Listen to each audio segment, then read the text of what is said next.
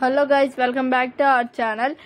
ఈరోజు మేము చికెన్ దమ్ బిర్యానీ చేసుకుంటున్నాం అనమాట. దానికి 2 kgs ఆఫ్ చికెన్ తీసుకొని కడుక్కోవాలి. కడుక్కున్న దాంట్లో ఉప్పు, కారం, పసుపు, పెరుగు, అల్లం వెల్లుల్లి పేస్ట్, గరం మసాలా వేసుకొని బాగా మిక్స్ చేసుకోవాలన్నమాట. బాగా పీసెస్కి పట్టేలాగా మిక్స్ చేసుకోవాలి. మిక్స్ చేసుకున్న దాన్ని 1/2 అవర్ మ్యాగ్నేట్ చేసుకోవాలి.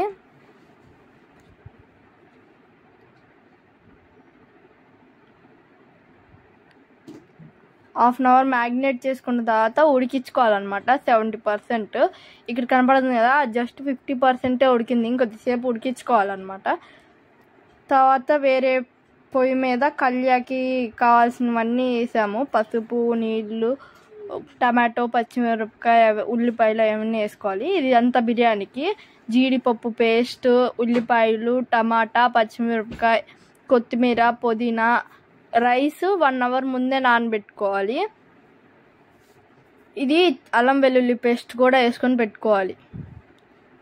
తర్వాత ఇందాక కళ్య కోసం పక్కన పెట్టుకున్నాం కదా, అది పేస్ట్ వేసుకోవాలి. పచ్చిపప్పు ఉడకపెట్టుకొని తర్వాత అందులో వేసి మిక్స్ చేసుకున్న తర్వాత పక్కన పెట్టుకోవాలి. ఇప్పుడు బిర్యానీకి వేరే పొయ్యి మీద పెట్టి నూనె వేసి ఉల్లిపాయలు, పచ్చిమిరపకాయలు, లవంగం, చెక్క, యాలక్కాయలు అవన్నీ వేసుకోవాలి. మా ఇంట్లో ఆకు, పువ్వులు అవన్నీ వేసి తినరు అనమాట. ఇందాక మనం వేసుకున్న పేస్ట్ ఆరిందాక పక్కన పెట్టుకున్నాం కదా, ఇది అందులో వేసి ఇందాక అలా చింతపండు నానబెట్టుకున్నది ఇందులో వేసుకోవాలి. 2 వేసి కొద్దిసేపు ఉడకనిచ్చి కొత్తిమీర, పుదీనా వేసుకొని కొద్దిసేపు ఉంచి తీసేస్తే కళ్యా రెడీ అయిపోద్ది అనమాట.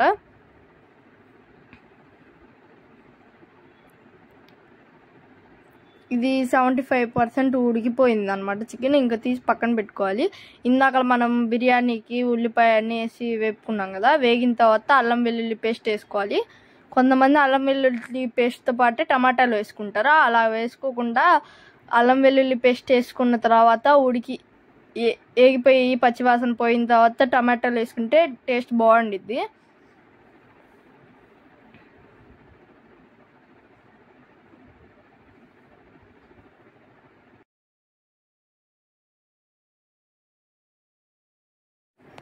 ఇప్పుడు టమాటోస్ అవన్నీ వేసుకోవాలన్నమాట. టమాటోస్ వేసుకొని కలుపుకొని 5 minutes మూత పెట్టి పక్కన వదిలేయాలి. టమాటోస్ ఉడికిన తర్వాత ఎందుకు వేసుకోవాలంటే, అన్నం బిర్యానీ చేసిన ప్రతిసారి చాలామందికి అడుగంటిద్ది. అలా అంటకుండా టమాటోలో ఉన్న వాటర్ కవర్ చేస్తుంది. మూత పెట్టుకొని పక్కన పెట్టుకోవాలి ఒక 5 minutes. ఇప్పుడు తీసి కలుపుకోవాలి.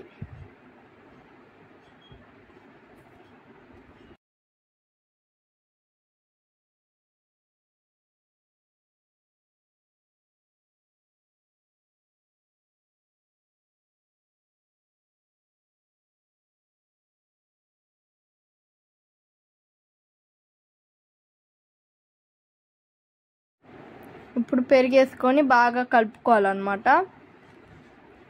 పెరుగు, పాలు 2 వేసుకోవచ్చు.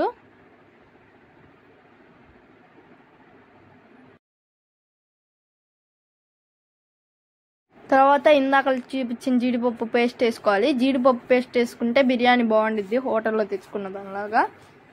ఇప్పుడు జీడిపప్పు పేస్ట్ వేసుకొని కలుపుకోవాలన్నమాట.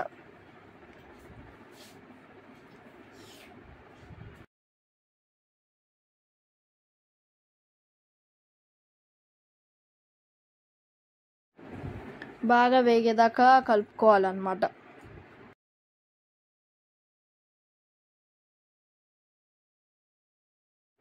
తర్వాత మా ఇంట్లో ఎప్పటికప్పుడు చేసిన గరం మసాలా ఉంటుంది, మా మదర్ చేస్తారనమాట.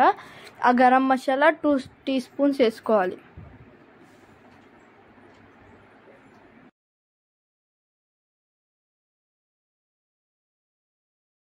టూ teaspoons వేసుకొని కలుపుకోవాలి.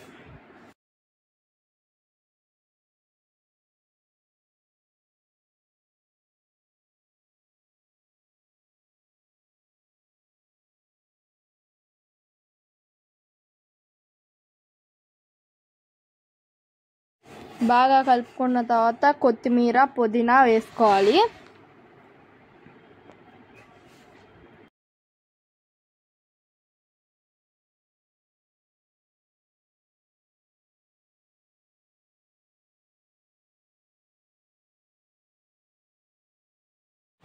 కొత్తిమీర పుదీనా వేసుకొని కలుపుకోవాలి.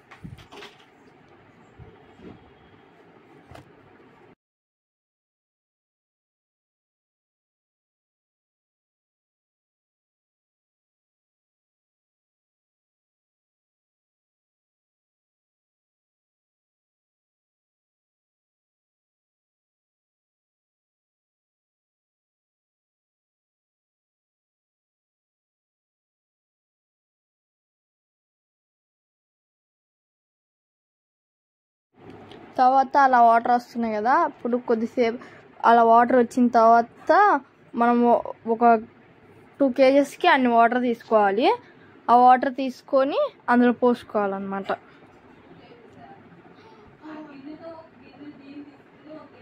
ఆ బౌల్తో ఏ బౌల్తో అయితే రైస్ తీసుకున్నారో అదే బౌల్తోనే వాటర్ పోసుకోవాలన్నమాట. ఎందుకంటే చికెన్లో వాటర్ ఉంటాయి కాబట్టి ఇందాక మనం 70% కుక్ చేసుకున్న చికెన్ కూడా వేసుకోవాలి.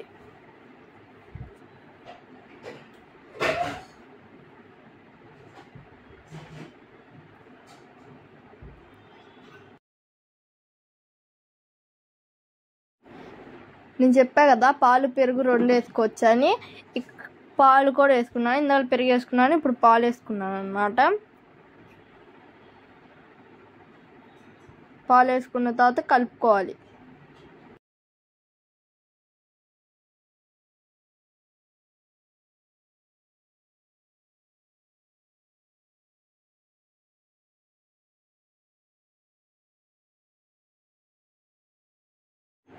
కలుపుకున్న దాన్ని కొద్దిసేపు మూత పెట్టి పక్కన పెట్టుకున్న తర్వాత అలా వాటర్ వస్తాయి. అలా వాటర్ బాయిల్ అయినప్పుడు రైస్ వేసుకోవాలి. మనం అలాగ వేడైన ఎసురు వేడైనప్పుడు ఎందుకు వేసుకోవాలంటే ఆల్రెడీ రైస్ని నానబెట్టాం కాబట్టి ఇప్పుడు వేసుకోవాలి. రైస్ వేసుకున్న తర్వాత కలుపుకోవాలి.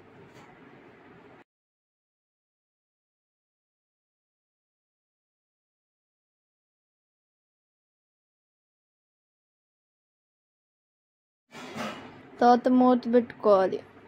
మూత పెట్టుకొని కొద్దిసేపు మూత పెట్టుకోవాలి. మూత పెట్టి తీసిన తర్వాత రైస్ అలా వండిద్ది.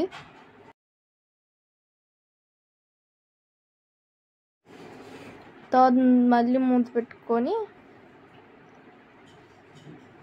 సిమ్లో పెట్టుకోవాలి. వాటర్ పట్టి దానిపైన పెట్టాలన్నమాట వెయిట్ కోసం.